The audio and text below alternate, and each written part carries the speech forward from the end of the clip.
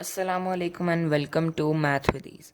आज हम करेंगे एक्सरसाइज 1.1। जैसा कि पिछली वीडियो में हमने मैट्रिक्स और उसके ऑर्डर के बारे में समझा था, आज हम एक्सरसाइज 1.1 करेंगे और बाद में आपको इक्वालिटी ऑफ मैट्रिसेस के बारे में भी बताएंगे। तो पहला क्वेश्चन हम देखते हैं, हमारे पास है find the order of the following matrices. इसके मैं आपको सिर्फ ए बी और लास्ट पार्ट करवाऊँगा जो कि एच पार्ट है, और बाकी हमारे पास बहुत आसान पार्ट्स हैं, वो आप खुद भी कर लेंगे। तो आज आए हम स्टार्ट करते हैं। सबसे पहले हम पहली एग्जांपल देखते हैं ए। इसमें हमारे पास एक रो है जिसे हम लिख देंगे रो 1, और हमारे पास दूसरी रो है जिसे हम लिख देंगे रो 2, और हमारे पास एक ही कॉलम है C1, दूसरा C2। तो इसका ऑर्डर हो जाएगा पहले रोज़ फिर कॉलम्स। इसका ऑर्डर हो जाएगा हमारे पास, हम लिखेंगे रोज़ बाय कॉलम्स। इसका ऑर्डर हमारे पास हो जाएगा 2/2। इस तरह इसका भी सेम एग्जांपल है, हमारे पास 2 रोज़ हैं 2 कॉलम्स हैं, तो इसको भी हम लिख सकते हैं 2/2। और एक बात आपको बता दूं जो कि आगे भी हम पढ़ेंगे, इसे हम कहते हैं एक स्क्वायर मैट्रिक्स। जिसके रोज़ और कॉलम्स इक्वल होते हैं उसे हम कहेंगे स्क्वायर मैट्रिक्स। और ये जो नीचे आप देख रहे हैं part, last part H part, ये होता है रेक्टेंगुलर मैट्रिक्स, जिसके रोज़ और कॉलम्स हमारे पास इक्वल नहीं होते आपस में। ये होता है रेक्टेंगुलर मैट्रिक्स। इसके हमारे पास हैं रोज़ 2 हैं। ये पहली रो को हम लिख देते हैं R1, दूसरी रो को लिख देंगे R2, और हमारे पास 3 कॉलम्स हैं C1, C2, C3, जिसका ऑर्डर हमारे पास हो जाएगा 2/3। अब हम आपको बताते हैं इक्वालिटी ऑफ मैट्रिसेस के बारे में। अच्छा जी, तो हम अब बताएंगे इक्वालिटी ऑफ मैट्रिसेस क्या होता है। अच्छा, एक मैट्रिक्स तभी इक्वल होगा जब उसके ऑर्डर सेम होगा, ऑर्डर सेम, और एंट्रीज जो हैं उसके, मतलब फॉर एग्जांपल ये मैट्रिक्स है 1 1 1 1। अब ये जो हमारे पास है 1 और 1, ये हमारे पास इनकी एंट्रीज होंगी मैट्रिक्स की। ठीक है, एग्जांपल हम कंसीडर कर लेते हैं। ऑर्डर हमारे पास 2 1 3 2। अब हमारे पास दूसरा भी है 2 1 3 2। तो ये हमारे पास होंगे इक्वल मैट्रिसेस। लेकिन अगर ऑर्डर या एंट्रीज में से कोई भी डिफरेंट होगा तो हमारे पास मैट्रिक्स इक्वल नहीं होंगे। अगर डिफरेंट होगा तो मैट्रिसेस इक्वल नहीं होंगे। अच्छा, अब हम एंट्रीज पे बात करते हैं।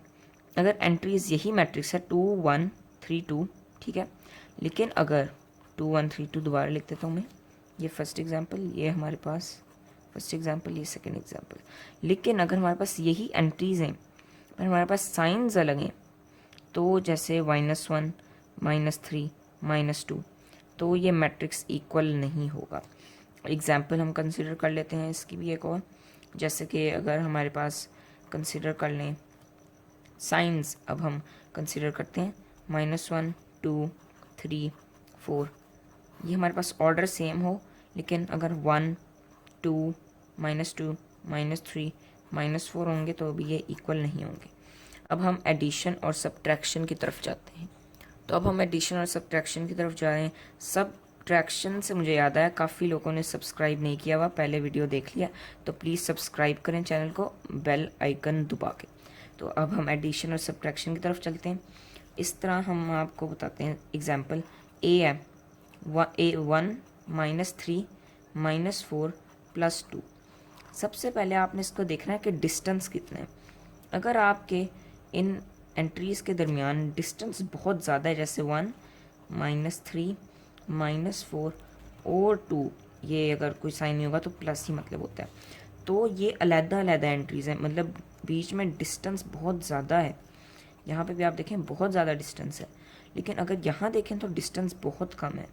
तो मतलब ये ऐड और माइनस हो रहे हैं, ये माइनस हो रहा है, ये ऐड हो रहा है, लेकिन ये अलग-अलग, ये इनके साथ साइन है। ये -3 है, लेकिन ये 1 में से हम 3 माइनस करें, तो ये मैट्रिसेस अगर हम मतलब सब्ट्रैक्ट या ऐड करके देख लें, तो अगर हम इसे माइनस करें तो हमारे पास क्या आता है -2, और अगर इसे हम माइनस करें ये भी हमारे पास -2 आ जाता है। लेकिन ये हमारे पास अलग-अलग हैं चूँकि, तो इसीलिए ये इक्वल नहीं होंगे, क्योंकि आप इनका देख सकते हैं इनका ऑर्डर बिल्कुल डिफरेंट है। ये है 2/2 और ये है 2/1। इसलिए हमने एडिशन और सब्ट्रैक्शन को भी ध्यान से देखना होता है। और अगर मैं आपको बताऊं यहाँ पर कि आप सोचोगे एडिशन और सब्ट्रैक्शन में फिर इक्वल कब होंगे मैट्रिसेस, तो इक्वल तब होंगे अगर हम यहाँ पर एग्जांपल ले लेते हैं 1 -3 -4 और +2 की, तो ये हमारे पास माइनस हो रहा है या प्लस हो रहा है। और अगर यहाँ पे अगर हमने चेक करना है कि इक्वल है कि नहीं ये -2 और -2 के साथ, तो जब हम इनसे सब्ट्रैक्ट करेंगे तो ए का क्या आएगा -2 -2, और यहाँ पर हमारे पास क्या आएगा बी भी -2 और -2 आएगा, जिसके हिसाब से ये दोनों मैट्रिसेस इक्वल होंगे। ठीक है। और अगर लेकिन हमारे पास ये अलग अलग साइंस हों, आपने डिस्टेंस को बहुत ज़रूरी इसमें देखना है। डिस्टेंस इसमें पूरा आपका क्वेश्चन खराब या सही कर सकता है, तो डिस्टेंस को आपने देखना है। तो ये हमारे पास इक्वल होंगे, ये हमारे पास ऊपर वाली एग्जांपल इक्वल नहीं होगी। अब हम चलते हैं क्वेश्चन नंबर 2 की तरफ एक्सरसाइज के। अब हम क्वेश्चन नंबर 2 पे आ गए, जिसमें हमने फाइंड आउट करना है कि मैट्रिक्स कौन कौन से इक्वल हैं। तो इसमें हमारे पास ए और सी इक्वल हैं, क्योंकि जब 5 में से हम 2 निकालेंगे 3 आएगा, तो हमारे पास रोज कॉलम्स तो वैसे ही इक्वल हैं। और 3 और 3 A is equal to C, B is equal to I आ जाएगा हमारे पास। अगर हम ऑर्डर वगैरह देखें तो हमारे पास B is equal to I आ जाता है, क्योंकि 3 + 2 5 हो जाएगा। अब हम सी इज इक्वल टू ए, वही बात आ गई। फर्दर अगर हम देखें डी तो नन के इक्वल है। ई को देखें तो आप 4062 देख रहे हैं, तो 4062 अगर हम देखें तो एग्जैक्ट ऑर्डर है एच मैट्रिक्स का, तो ये हमारे पास इक्वल हो जाएंगे, ये तो हमें पता चल गया। तो जे पार्ट को देखें तो 2 + 2 4 आ गया, 2 + 4 हमारे पास 6 आ गया, 2 - 2 0 आ गया, और 2 + 0 हमारे पास 2 आ गया। तो ये भी इक्वल हो जाएगा, क्योंकि ये प्लस हो रहे हैं, ये माइनस हो रहा है, ये प्लस हो रहा है, ये भी प्लस हो रहा है। तो ये हमारे पास सॉल्व हो गया ई पार्ट भी। एफ हमारे पास है जी पार्ट के इक्वल, क्योंकि 2 और 6 हम माइनस करेंगे और प्लस करेंगे तो 2 और 6 भी आ जाएगा। इसके बाद हमारे पास जी पार्ट आता है, जी पार्ट हमारे पास वही बात एफ के इक्वल है। अब हमारे पास एच पार्ट आएगा, वो हम पहले कर चुके हैं, is equal to E and J. अब हमारे पास आई पार्ट आता है। अच्छा देखिए, हमारे पास आई पार्ट भी हम पहले ही कर चुके हैं, क्योंकि ये देखिए अगर आप ऊपर कर लेंगे तो नीचे तकरीबन वही रिपीटेडली आ रहे हैं।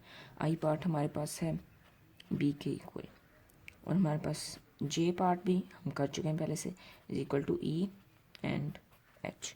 तो ये हमारे पास क्वेश्चन नंबर 2 सॉल्व होता है। अब हम आएंगे क्वेश्चन नंबर 3 की तरफ। तो क्वेश्चन नंबर 3 में हमने वैल्यूज ढूंढनी है ए बी और सी डी की। तो हमारे पास उन्होंने 2 मैट्रिसेस को इक्वल दिया हुआ है, जिनकी हमने वैल्यू ढूंढनी है। तो वो 2 मैट्रिस हमारे पास हैं, ये है हमारे पास वो 2 matrices A + C A + 2 B C - 1 4 D - 6, और इक्वल ने किया हुआ है 0 - 7 3 और 2 D के। अब हमने A B और C D की हमने वैल्यूज़ फाइंड आउट करनी है। तो इसमें हम वैल्यूज इस तरह रखेंगे कि हमने कॉरस्पॉन्डिंग वैल्यू को उस मैट्रिक्स में देखना है, क्योंकि इन दोनों का ऑर्डर भी सेम है। ठीक है, तो हमने उस हिसाब से देखना है। अगर A + C है तो हमने फोकस करना है 0 पे, इसको इक्वल रखना है। A + 2 भी है तो -7 के इक्वल रखना है। C - 1 है तो 3 के इक्वल, 4D - 6 तो 2D के इक्वल। तो हम इसको अब हम सॉल्व करेंगे। अब ये देखिए, हमने C की वैल्यू पहले से फाइंड आउट कर दिया। C - 1 is equal to 3। हमने C - 1 है, उधर कॉरस्पॉन्डिंग 3 है, हमने इक्वल रख दिया। माइनस का साइन है यहाँ पर प्लस -1 के साथ, तो हम वहाँ मूव करेंगे प्लस हो जाएगा। इक्वल के उस साइड पर जो भी साइन मूव करें ऑपोजिट हो जाएगा। और यहाँ पर 3 + 1 4। अब हम इसी C की वैल्यू हम जब पुट करेंगे A + C में, तो ये देखें A + C में हम पुट करेंगे C की वैल्यू जो कि 4 है।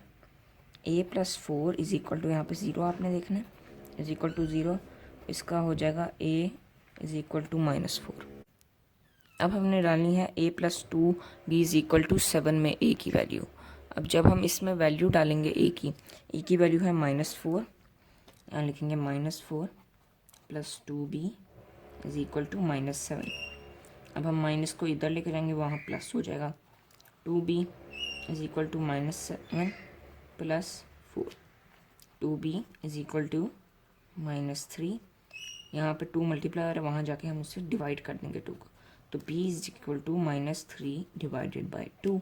और फाइनली हमने D की वैल्यू ढूंढनी है, जो कि 4D - 6 is equal to 2D था। हमने मैट्रिक्स के हिसाब से देख के उसे लिख दिया। तो अब हम यहाँ पर माइनस है 6, वहाँ जाकर प्लस हो जाएगा। 4D is equal to 2D + 6। यहाँ पर हमारे पास माइनस का 2D है, वहाँ जाकर हमारे पास प्लस, यहाँ पे सॉरी प्लस का 2d है, वहाँ जाकर माइनस हो जाएगा 4d। हमारे पास यहाँ पे 4d लिख दिया हमने, माइनस 2d। आपने ध्यान से साइंस का बहुत ख्याल रखना है। इज इक्वल टू 6, ये जब माइनस हो जाएगा हमारे पास आ जाएगा 2d इज इक्वल टू 6। यहाँ पर हमारे साथ 2 और d मल्टीप्लाई हो रहे हैं।